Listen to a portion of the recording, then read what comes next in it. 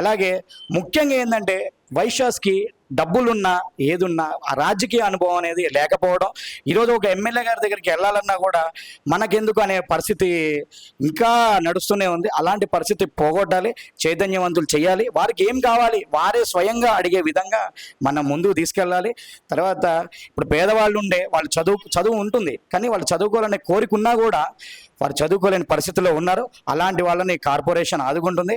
తర్వాత పేద మధ్యతరగతి ఎవరైతే వైశ్య ఉంటారో వారు చిన్న పరిశ్రమలు పెట్టుకోవడానికి, అంటే ఏదైనా పాన్ షాప్ పెట్టుకోవడానికి కానీ, తర్వాత ఇంకేదైనా అవి అవకాశాలు లేక, డబ్బులు లేక ఈరోజు షాపుల్లో గుమ్మస్తాలు చేసే పరిస్థితిలో ఉన్నారు. వారందరినీ కూడా ఒక హక్కున చేర్చుకొని మన చిన్న తరహా లోన్స్ ఇచ్చుకొని వాళ్ళని ముందుకు తీసుకెళ్లాలనే కోరికతోటే ఈ కార్పొరేషన్ ఏర్పాటు చేయడం జరిగింది ప్రభుత్వం. దీన్ని కూడా అన్ని రకాలుగా కూడా ప్రభుత్వం ముందుకు వస్తుంది, బడ్జెట్ కేటాయిస్తుంది.